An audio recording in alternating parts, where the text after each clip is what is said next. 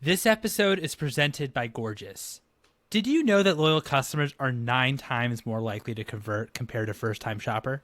That's why exceptional customer service is so important for your retention and growth.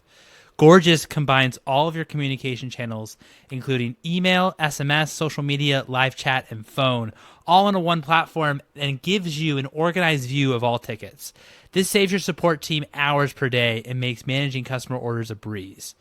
Book a demo at gorgeous.com. That's gorgias.com today and mention the Consumer VC podcast for 2 months free.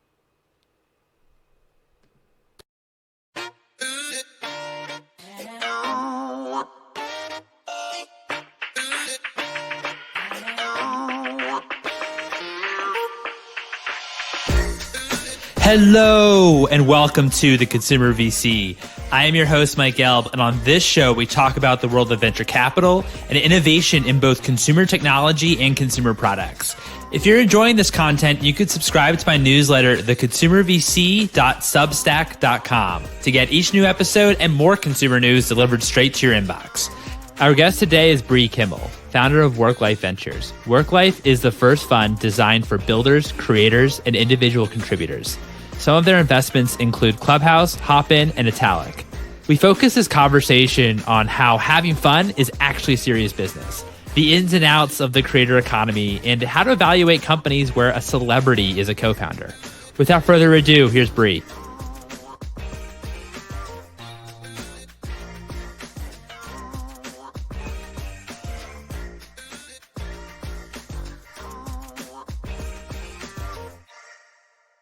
Bree, thank you so much for joining me today. How are you?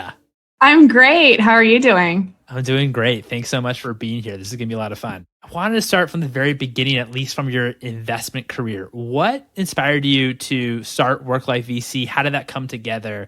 And what compelled you to become an investor? Because I know you were an operator for some time. Yeah, great question. So from the beginning, the vision for Worklife has been to build a community. Our definition of community is something that extends beyond just traditional tech circles. So I wanted to collaborate with artists and freelancers and creators and solo founders, which, a lot of people that follow me on Twitter or have watched my journey as an investor has essentially come from my interest in the low code, no code space and in the broader creator economy. And so the idea was to build a community where we could collectively build and back new tools that make entrepreneurship possible for anyone. And so I truly believe that this era that we've entered into is a period where anyone can be a founder. Maybe it's a podcast. You're a great example of this. Maybe it's an e-commerce store. Maybe it's a self-taught craft that you've learned on evenings and weekends. I saw as an operator just how the world was changing really quickly. I go back to the Zendesk culture a lot because I think it's a really great example of a company that really encouraged creativity. So on my team, we had an illustrator that was getting featured in the New Yorker based on evenings and weekends work. There was someone on my team that was teaching improv and teaching stand-up comedy on evenings and weekends. And I felt that Zendesk really cultivated this creativity where you can work in software, you can work in tech, you can have a full-time job, but what really, brought a lot of exciting energy and, very long-term friendships were these hobbies that people had and these passions that people were pursuing outside of work. And so I thought to myself, to what extent is this a signal of what's to come? Could we actually create these tools and also, find great founders who are already passionate about the space and really help them build and scale these software companies that ultimately create a faster path to entrepreneurship? I love that. Thanks so much for explaining about the reasons how Worklife came together. And I love that you bring up community. I know community's maybe a bit of a buzzword now. It seems like everyone's building a community. But what were maybe some of the nuances in your journey that you learned to build maybe a successful community or different strategies that you used in order to really build this kind of very lively and engaged creative community that you have? What's interesting is there's been this evolution where I think historically, if you look at even how people consume content on social media and how people initially thought about building an audience. A lot of these topics that people talk about today are relatively new. I find, the work-life perspective on this and the way that I've thought about it is traditionally in investor speak, we've talked about the consumerization of enterprise, or we've talked about software, how there's been this evolution where it's no longer sold top down. Like there's not one person at the top that's making the decision for an entire company or for a specific team. And that we have essentially focused very heavily on the business model, but we've forgotten about the people and the reason why this is happening. I find that today we are seeing that essentially any tool that you're using at work or if you're building software, any team that you're selling to, they typically benefit from a community. This is something that we saw at Zendesk, where customer support, they're not high on the totem pole at tech companies. I think a lot of times companies don't want to talk about this, but it's typically product and engineering are these prestigious roles inside of a tech company. And then oftentimes customer support, feels like they're this team that's sometimes overseas, it's sometimes outsourced. It was not the most obvious place to build a community. But one thing that Zendesk did really well was to develop the support leadership forum, which was an ongoing event that was really just bringing together people that had the same job. That then turned into these large scale community events where now you see celebrities like Mindy Kaling kicking off the Zendesk annual conference, which talks about customer experience. It talks about how Peloton thinks about customer experience. It brings together really interesting people to have a conversation. And so an insight that I had as I was thinking about what sort of contribution can I make to the startup ecosystem and how do I want to truly be helpful to companies as a busy operator? Because realistically, I know that there's a lot of appetite to become an angel investor. Right now, we're seeing a lot of people raise their own VC funds and do this on the side. Behind the scenes, it's actually really hard to find time to meet founders. If you're doing it on evenings and weekends, it's very hard to find ways to be helpful once your portfolio starts to get bigger and bigger. And so an insight that I had is I pulled together initially a group of friends. Now we've expanded the community even further of operators that were on their second or third company, ones that really had this repeatable playbook that make them highly sought after. And there's reasons why they can jump from cool company to cool company. And so we'd get together and do a go-to-market boot camp once a quarter. Initially started out where it was maybe 30 to 40 founders. Now that we're doing over Zoom, that's a lot more effective. And we're actually doing it on a weekly basis, which is awesome because it's I'm very pro remote work and I'm very pro building a global community because that's directionally how tech is evolving. It's not just limited to San Francisco anymore. It's now global. And so doing these weekly community conversations have been awesome. It's a great way for founders and first hires to learn from people who've done it not once or twice. Many of them are on their third or fourth startup. And so they have a lot of insights and secrets to share from the companies that they've built and scaled. And so naturally, what's been interesting with, sort of the evolution of Worklife is I started out purely focused on sort of these repeat operators, sharing their secrets, helping companies build and scale their programs. I thought about it, and what's missing in the ecosystem today is I find that there's no shortage of great content or communities for founders. There seems to be a lot of white space, and there's not a lot of information that really makes tech more approachable and more approachable for people who own local small businesses, who are now using a lot of technology. You think about the average restaurant or the store down the street or Shopify stores and all of these, this emerging ecosystem of all types of entrepreneurs. What was missing is that there was not a lot of information that sort of sits at this intersection of tech and approachable tech for these new types of founders. And so that's where a lot of the Work-Life community events today actually invite freelancers. We've done a roundtable discussion with therapists. We've done one with personal trainers. We also want to start introducing other classes of work.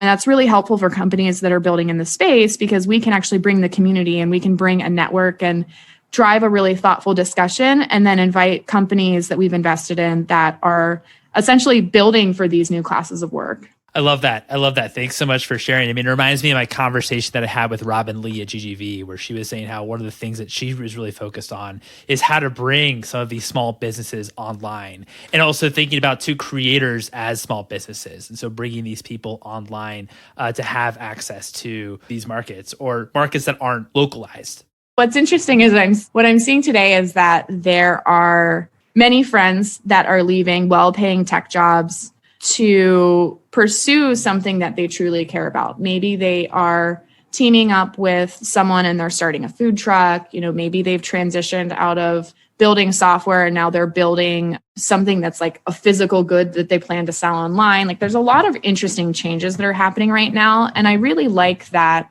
approach where we're seeing systems level thinkers, so people that have been at multiple different startups, now starting just different types of businesses. And I think this is going to have a real impact on the economy. I think about this a lot. I invested in a company called CashDrop, and CashDrop is mobile-friendly payments, super simple solution. They're essentially solving what today a lot of people are using Venmo for. Like if you go to a farmer's market, if you go to a food truck, oftentimes you can pay in Venmo. What they're doing is they're actually making this a lot easier to actually build a storefront. I mean, this is better from a reporting standpoint for their back office. It's also better from a tax standpoint. And so I think we'll continue to see this sort of intersection of tech and like tech meets the real world. And I think COVID has really accelerated this, where people are moving to new cities. People are reevaluating what they truly want to work on. And I think remote work has really accelerated that path, where when you're at home, a lot of people are building on evenings and weekends and doing things that are maybe related to tech or, can be tech enabled, but they're choosing to do very different things. Thinking about like the underlying infrastructure that might have to empower a creator, what's still missing in the technology infrastructure in order to have these passions and to actually be able to monetize them and to actually make them truly valuable, where you can actually leave your full-time job and actually pursue it? An interesting stat is just to demonstrate the scale. Today, we're actually seeing the impact of a year at home. So more small businesses have been started last quarter than any other quarter in U.S. history. So there are a lot of people starting small businesses. If you were to ask me at the start of the pandemic, what did I expect would happen or what would happen at the end of these 12 months? My initial take was, I bet people will seek shelter and go to a big company because they want a stable salary, because they want, great benefits, because they want a little bit more work-life balance, because starting your own business, it has a lot of upfront costs and also costs associated with just like the general time it takes to get something off the ground. It's been interesting to see that I was wrong. And it was great to see that so many people have started all types of businesses, and these businesses are really thriving during the pandemic. When I think about what that means for new opportunities, I do think that there are still a lot of bottlenecks for starting something. And so I've made a couple of investments that are very progressive benefits plans for freelancers and for creators. One thing that holds people back or keeps them, I don't want to say trapped at big companies, but, working to pay the bills and maybe doing something that's not directly related to, their passions and interests is health insurance. Once we solve the health insurance problem, I think there's a lot of new solutions and very smart people that are thinking about sort of the back office of starting a business as well. Like, I think there was a whole wave of, sort of Intuit and a lot of software companies that have made TurboTax is another example, companies that have made it pretty easy for small businesses to think about their back office and to do a better job from an accounting standpoint or getting ready for tax season. And there's a number of companies that have been built in this space. I also find that, many of them, I have this theory that, once a company is 10 years old, it's ripe for disruption. And so we are starting to see like sort of the unbundling of a lot of these applications. Like I see a lot of teams that are thinking about what's the newer version of Bill.com, what's the newer version of DocSend, what's the newer version, and the more solo founder or creator friendly version of something like Intuit and some of these like larger, more comprehensive platforms that have essentially moved up market and are selling to medium to large size teams. And so that creates room for something that's lightweight and more creator friendly. That makes a lot of sense in terms of the innovation that I think we're going to expect to see or already starting to see of some of these legacy businesses that were maybe at one time serving very small businesses, but now have moved a lot market. So there's a lot more opportunity there. What are some nuances in the creator economy that maybe outsiders might not think about or quite understand?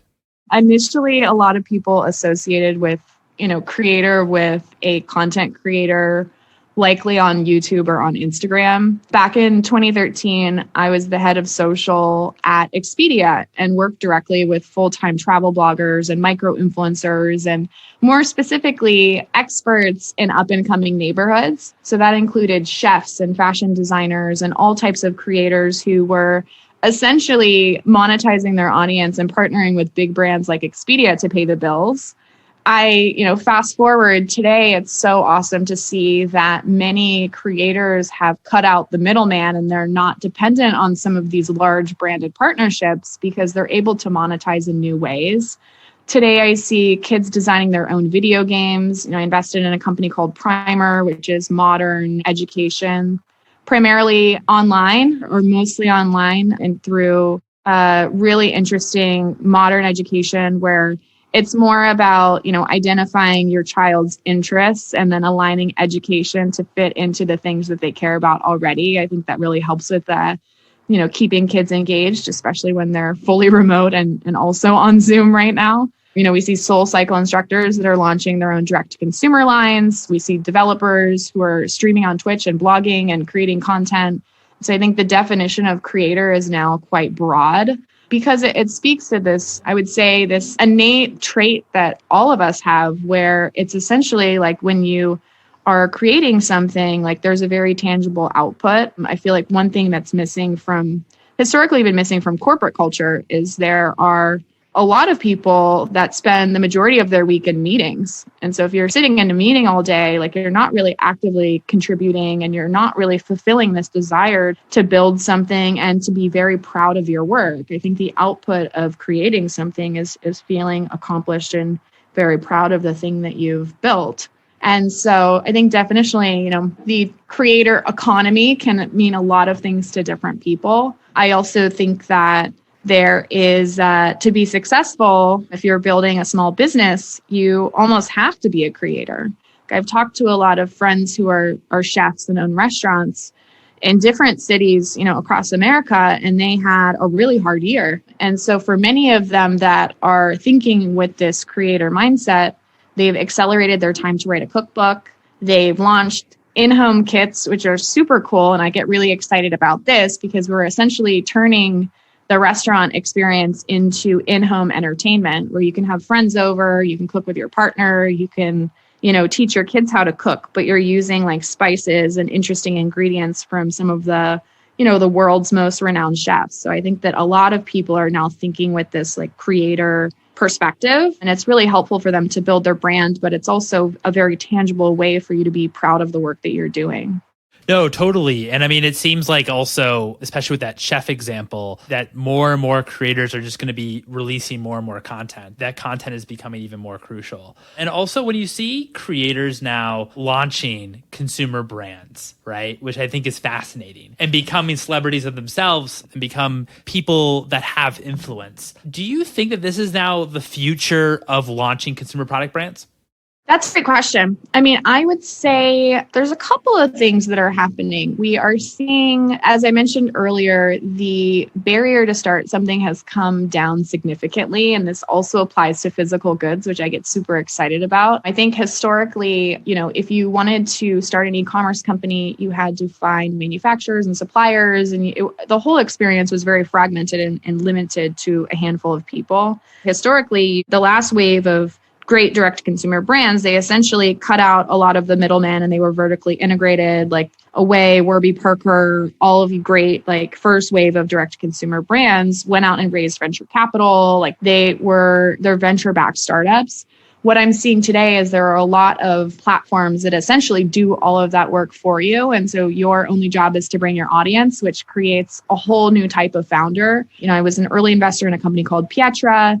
They see everything from DJs to soul cycle instructors to anyone that has an audience is able to launch their own direct-to-consumer brand in a matter of weeks. And so that can be really life-changing outcomes for someone that's, soul cycle instructing. You have a limited number of shifts per week. It is an hourly rate. If you launch your own merch line, if you launch your own fitness company, if you're launching branded weights and something that's very much aligned to your brand, like that can be life-changing. And it's twofold. I mean, it's a new revenue stream for you.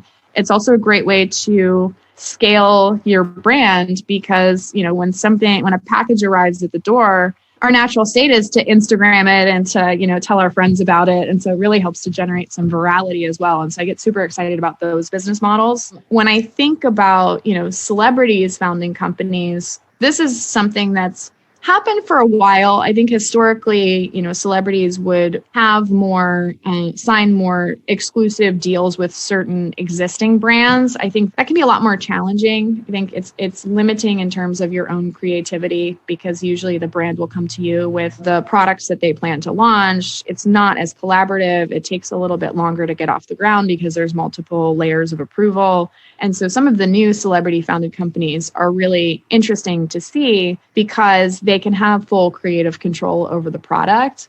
And ultimately, I know that the talent agencies are investing a lot in incubating many of these products. And so it's a nice way to really engage with your fans in a different way. It's also a tangible way for you to really scale a lot of your efforts, which I feel like today, I think about this a lot for YouTubers as well, where it's like, there's so much content online and there's so many things that are happening in the media headlines that sending something to someone's house is actually a really nice way to build a relationship. And it is something that's quite Instagrammable and it achieves both the goal of like building a relationship with your fans and also staying relevant because that content is being shared broadly. Do you ever find that with celebrity founded, or rather people that have influence founded businesses, that since they already have an audience that, hey, we don't need to focus as much on product innovation? Interesting question. I find with a lot of the celebrity driven brands or celebrity founded brands, they're oftentimes like affordable from a price point. I also find that they're the types of products that maybe people would use every day. I think cosmetics is one that's like fairly high margin. It makes sense where it's aspirational if it's coming from your favorite celebrity. It's also something that you have the frequency. It's like something that you're likely using every day. And so that's a great way to maybe experiment with a new product. I think maybe a counterpoint to that or something that is more of a recent example is I think Dispo is actually a great example. Dobrik is an amazing content creator. He's someone that has existing distribution baked into the model. And the founding team has done such an amazing job of really leveraging his brand in the early days and his brand, which I would say his involvement would ultimately have diminishing returns anyway. And so, for those of you that don't know, Dobrik is no longer involved with the company. The founding team is incredibly strong group of engineers and designers. And, they've continued to build the business without the celebrity co-founder. Is an interesting case in point where I think Dobrik's brand was helpful for launch. The majority of the value that he would deliver has already happened. And so his exit, it's less important than maybe some people would realize. I think headlines are easily forgotten, and we've entered a period where future users of Dispo will have less of an association with Dobrik. But he was very helpful as far as getting it off the ground and building hype and momentum where a lot of people signed up for the early beta.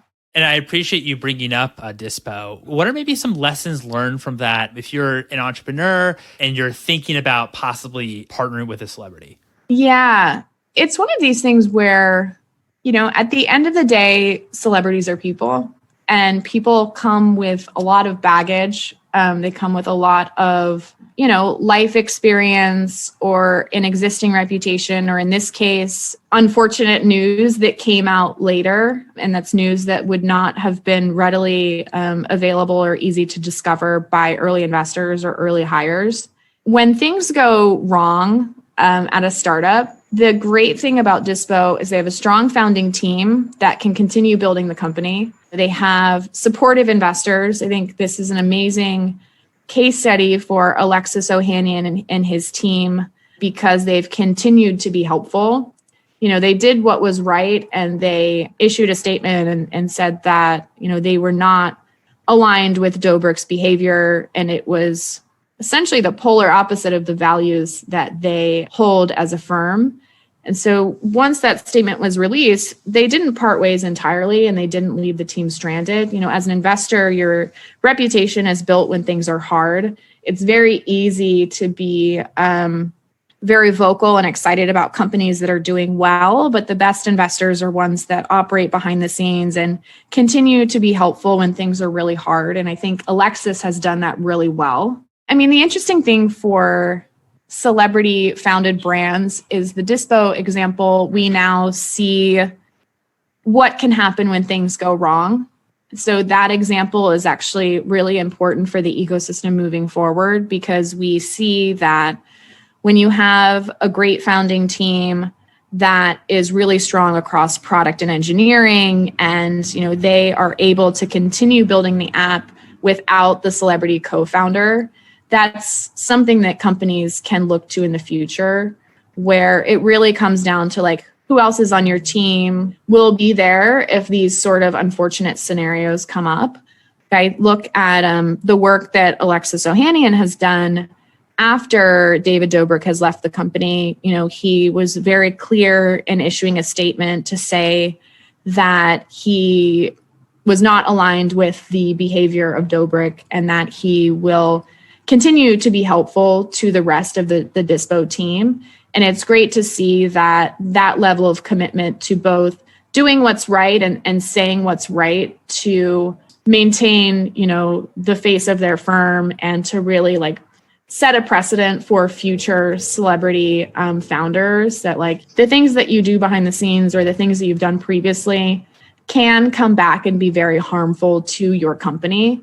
And so I think it's good to now we have this example where, investors like Alexis have continued to be helpful. We have the team that is still doing really well and, have an awesome office in LA. And I know a lot of designers and creators and founder friends are really excited about what they're building. And I think over time, the reputation of the company and, the community that they've built will outshine, the early days of having a celebrity co-founder.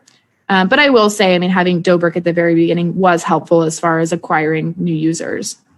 As we kind of also come out of the pandemic here, what are a few trends or focuses when you think about categories that you're very zoned in on?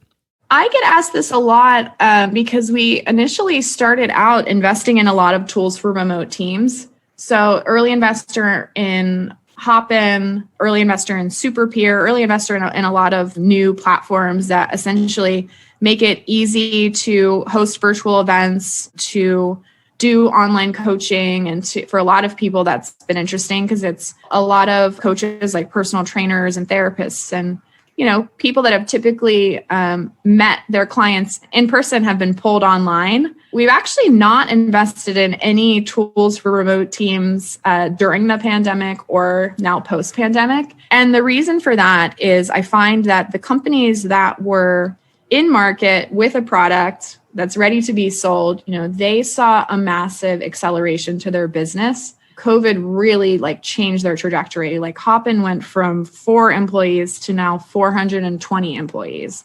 And that's been in less than a year. And so, that insane amount of growth that was not predicted, but companies really rose to the occasion. Those companies are doing incredibly well. And so ones that are getting started today and building tools for remote teams, they do have a pretty hard cold start problem where it will be very hard to get distribution because there's already a lot of tools in the space and there's a bit of remote tooling fatigue. I still very much care about the space. I'm always on the hunt for things that touch remote work, but I do find that it's the ecosystem has evolved a lot and it's now very much a crowded space. I'm thinking a lot about basically the new definition of neighborhoods and sort of what this new distributed Silicon Valley means from a software standpoint. I was an investor in a company called Deal, which makes it easy for companies to hire people in all different countries. And so that's been really awesome to see. Like, that's one of the hardest challenges today is like, we are very pro remote work. And I know that a lot of teams are really excited to hire in different countries. The complexity in hiring different countries makes it pretty challenging and limiting. And so I'm excited to see what this means for, the average person and what the day-to-day looks like. Like, I am seeing a lot of people that are moving to emerging cities and moving to small towns. And there's just a lot of interesting changes that are happening geographically. And so I think we're going to see some really interesting, sort of productivity tools and new ways for people to start a business from anywhere. Because I'm finding that the what used to be sort of small side hustles we're now seeing can actually be very incredible and life-changing businesses with very little code. And so I'm still thinking about low code, no code as well. And then the third thing, I have been spending a lot more time on vertical specific software. And so, the more time I've spent out in the real world, now going to get your haircuts again, like we're interacting with our neighbors more, we're buying I think there's this broader shift to buying local. And so I think there's going to be a lot of new tools to help support those types of entrepreneurs. And so I have been spending more time on not just startups that are building software for other startups, but startups that are really thinking about industries and verticals and, workers that historically have been underserved by tooling.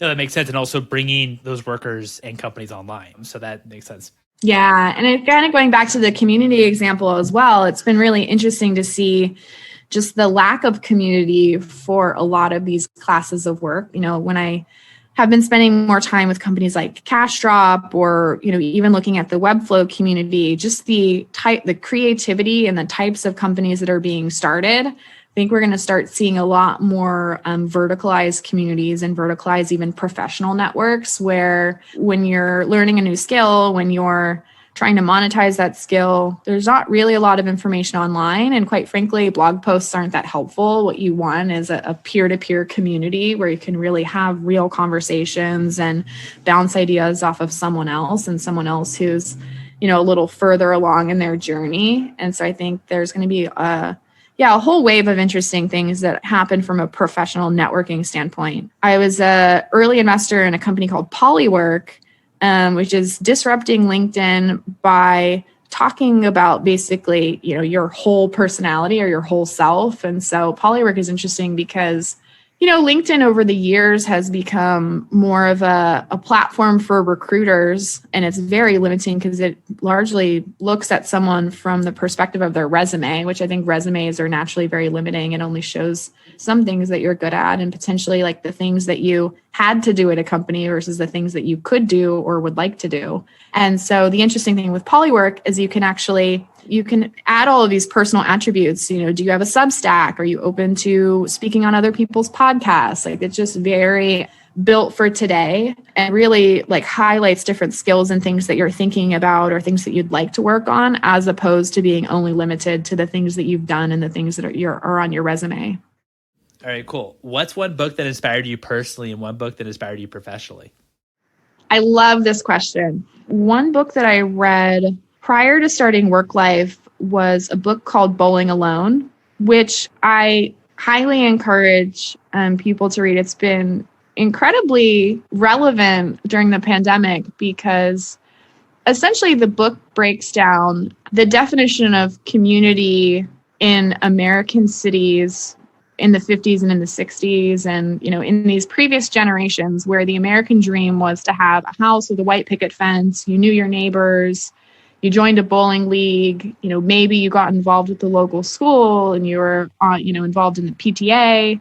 A lot of those things have changed. I think specifically for millennials who, many of us went away to college. We moved to a city for our first job. And in a lot of ways, our community was fundamentally structured around work. where you were friends with your colleagues because you had to stay at the company happy hours. If you don't go to a company happy hour, then you're not contributing to the company culture. The programs and services that we chose were like gyms that were close to the office, and we probably banked downstairs. We got our hair cut down the street, like the dentist is around the corner. Everything was fundamentally structured around like this office. Bullying alone presents an interesting argument around like community and how Americans have potentially lost sight of, some of the goodness that you found in your neighborhood, and the fact that like the people that live close to you, essentially like there's just a really special bond with like neighborhoods and with joining bowling leagues and with these friendships that you can build outside of work. And so I thought that book was really compelling, and it was something that struck me during the pandemic because, as I was working from home, I got to know all of my neighbors, which I had never met before, basically. Living in San Francisco, there's the benefit of having lunches and dinners at work. There's also the benefit of something to do every night of the week. Like I was one of the tech people that went to dinners every single night. And so this was like the first time in my adult life where I was home the entire day, had the opportunity to meet my neighbors when they'd be outside for an evening walk. Got to the point where the neighbor across the street would call me or message me and say like, hey, I'm getting a coffee. Do you want one? Like that would have never happened before. Like I never met any of these people. And so finally it was like, oh yeah, my neighbors are coming over for dinner. One neighbor collects record. I have a record player. A neighbor brings over a record. I'm like, this is like so quaint and so different from what we're used to. Because not only did I not know my neighbors, like now I have their phone numbers. Now they're bringing me coffees. They're bringing over records. It's like this whole new world, which essentially like is exactly what Bowling Alone talks about, is like, how do we actually find these communities, and can we actually revive some of these old ways of living, which actually like make you pretty happy. I'm like, this is really cool. Like if I need something, I have this whole community around me and they're so close by. Like who knew neighborhoods were just so great? On the personal front, it's kind of funny because that book impacted me more professionally because it's kind of like a work life thing. As far as a personal thing, there's an MIT white paper that I actually love. It's called Computer as Paintbrush, and it's about technology play and the creative society.